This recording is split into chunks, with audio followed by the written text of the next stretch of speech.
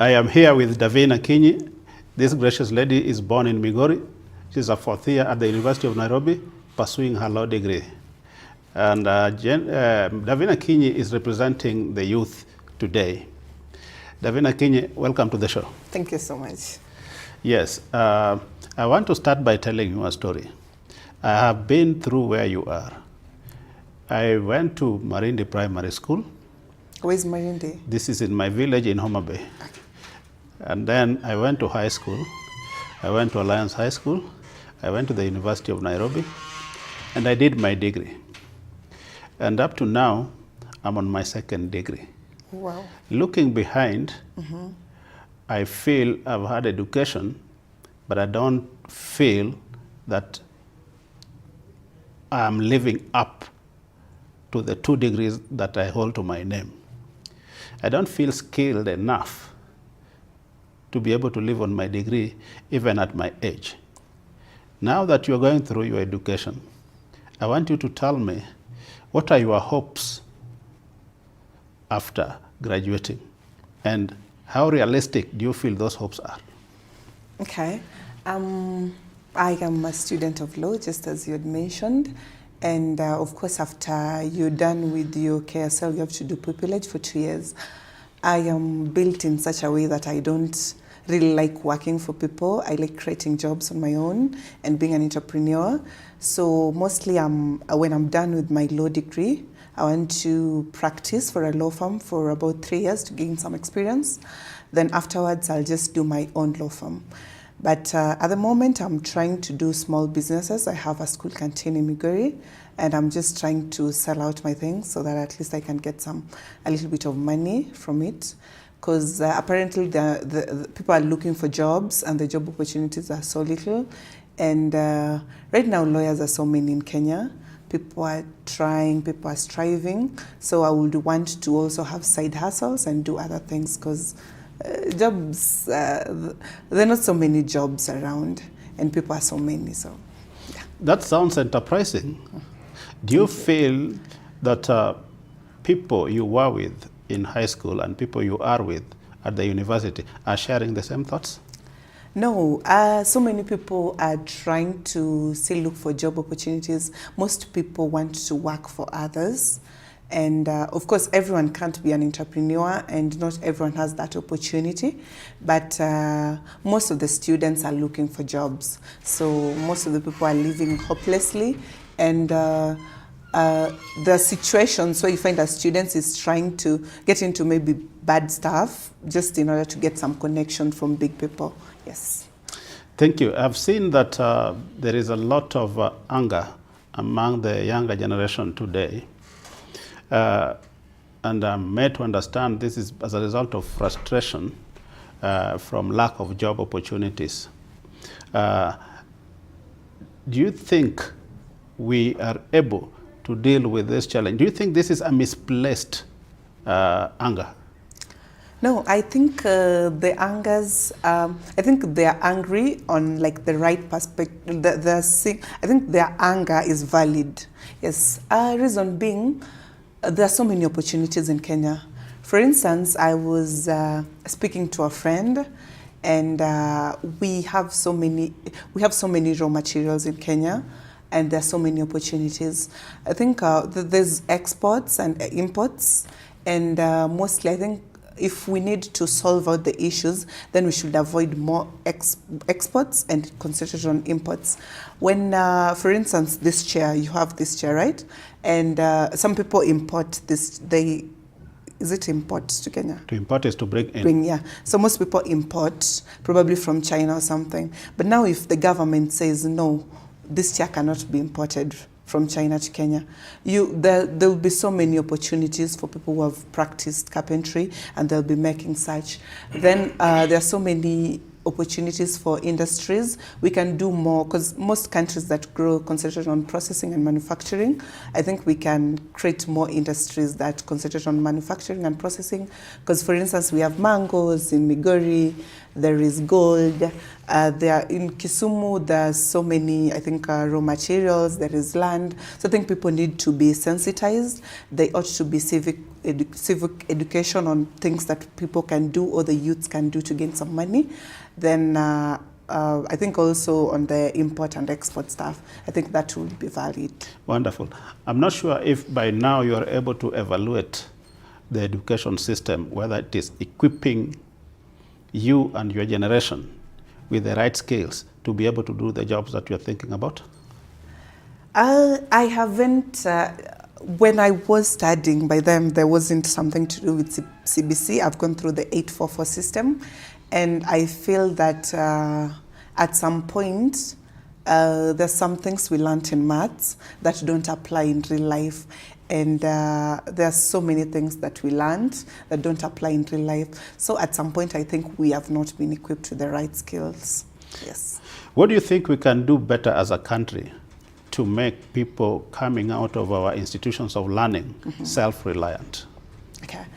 I don't know so much about CBC, but I think there should be more sensitization and civic education. For instance, there should be programs such as, for instance, if the government comes up and says, in Homa Bay there is going to be 3 months of training on carpentry. I think that makes sense. People will come, learn carpentry. The next time, maybe after 3 months, there's another thing to learn. I think that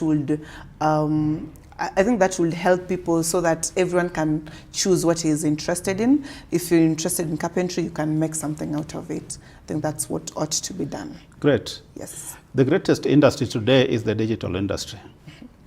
And this space, I think most of the young people are familiar with it.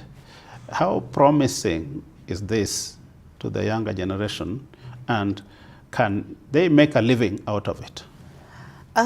Social media has trended a lot, and it has a positive impact and negative impact. The positive impacts, yes, some people make a living out of it, and there are some people who do so well in social media that they earn so much. They've even bought cars. But then the second thing, the negative part of it, there's a lot of pressure in social media because now someone else has bought a car, you also need a car, maybe you end up taking loans and whatever. So I think there is the bad side of it. It brings pressure. Then through social media, we get to, for instance, someone is below 16 can access social media. You see things that probably are meant for the adult life, and probably PG also, things that need parental guidance. So I think the social media has negative and positive influence, but mostly I think it's negative. Thank you very much. Now that you are born a Luo, do you feel that you are grounded in your culture as a Luo, or you have been swept away by the new culture of social media and Western world? No, I stand to be a Luo. I am a proud Luo, and I still practice our culture, and I try so much to also, because sometimes I teach in school, so I try to incorporate the Luo culture. We do a Luo music. I teach them about Luo culture. I still embrace Luo culture, and I love Luo. During my time, we used to learn mother tongue in school. These days, you don't learn mother tongue. No, we don't. And I hear most of ladies of your generation having double English names. And we are told that Mkosa Mila ne Mutumwa. Do you believe in that? Yes, I think someone should always stick to your culture. Regardless of wherever you go, you should always stick to your culture and respect your culture. I think cultural aspect is an important aspect in life. Going forward, you are a Gen Z. Have you ever voted? Yes, once. And now the Gen Zs have had a problem in the way our governance is and the way our economy is. How are you going to use your vote to change this? What are your key considerations that are going to be during the election? Okay, that makes a lot of sense, because the last time I went for voting, I had to wake up at around 4 a.m. to go back to the village to vote. And I was so disappointed, because sometimes you vote, then like maybe there's some corruption somewhere, and we end up with very poor leaders, or people who are not even meant to be leaders. Very corrupt individuals, very incompetent leaders. So I would want us to, I had promised myself, I and my sister, I was like, no, I'm not going to vote again, because there's no need of waking up at 4 a.m., going out there and like making a line, doing the voting, and then like at the end of the day, whatever, whoever wins, wins. And sometimes like someone who loses ends up being mentioned as the winner. So I came and spoke to myself and I said, what changes can we make? Because once I don't vote, someone else also says I'm not voting, we end up with bad leaders. So I think my solution for this time is also to sensitize people to vote and to try very hard to vote for the right leaders, so that we can have a very, like we can improve our, what do I say? We can improve nationally, yes, and we can have qualified leaders. Last but not least, I'm aware that the younger generation today prefer online engagement to physical engagement. How easy is it for the younger generation to build consensus and concretize and action it at different levels for their intended purpose? For example, if you decide to have a common understanding in Migori, how do you build that consensus online so that you know it is going to be as agreed? Okay. I think what happens is if we meet physically, if for instance you're a GenZ, I hope you're a GenZ at heart probably. So when we meet and we're like, hi, okay, I've formed a certain group and this is what I do. I want us to come together and probably vote for this kind of person, right? So I'll do you probably a WhatsApp link. You'll join my group. I'll tell you, you can, maybe your friends can join. So you'll tell a friend, I'll also tell a friend, and the circle keeps on going. That's why you find sometimes I have a WhatsApp group that probably 500 people are in. So once we're in Migori, and the 500 of us are in Migori, you see probably someone is in Mikei, part of Migori, another person is in Makalda. So if someone can get maybe 20 bob to buy bundles, we could come together easily. So it makes us to connect easily. And for us, it works like faster and easily. We can all communicate, decide on what we are going to do. If you are going to vote in the 2027 election, what is the one thing that you will vote for, if not a person? The one thing that you're going to vote for? One thing that I'm going to try and vote for leaders that won't disappoint us, like last time. Or did I get the question right? Let me paraphrase it. Mm-hmm. We get lost in voting for people before we define what we want. Mm-hmm. What is it that you'd want done in 2027? You have an opportunity to ensure that that thing, you get the right person to do it. What is it that you will be looking to be done? Okay. I'm looking at for instance, at our home place, I'm looking at the roads. Let's do it at this point. Let's see, what would you be looking for in an MP? What would you be looking for in a governor? Mm-hmm. What would you be looking for in your president? Okay. I'm trying, for instance, MP, I already have a candidate in mind. He doesn't give me any money. I've never received any money from him. He's a politician currently. But of course, he gives other people money. But what I'm looking for, I want him, once he becomes the MP, I want him to air out our issues at the national level and to just improve things like water and roads instead of giving people handouts. So I would want him to decrease his handouts and help us as a community, and then, or as a constituency, yes.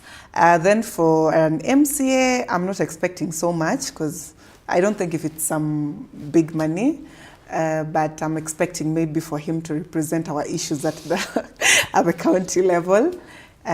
just issues like water and mostly the roads. Then and maybe for things like gold mining, so that people can just mine gold at a very like, because gold mining is dangerous. So at least if they could provide equipments for us to, you know, do some good gold mining. Then for a governor. Don't worry, go to the president. Yes. Oh, for the president. Yes. At the moment, I think I have a candidate in mind. I'm not sure, but don't look at the candidate. I want the thing that you want your president to do, to address. Okay, people are being killed out like chicken. I don't like it. I would want it to stop. Then the second issue, I would want the roads in the like national place to improve. Then the third thing, I would want the budget to go a little bit lower, and then more job opportunities to be created by avoiding things like more imports coming into the country. Yes. It's been a great pleasure to have you, Davinsky, and I think you have truly represented the youth. Thank you so much. We wish you all the best. I appreciate going forward. Asante.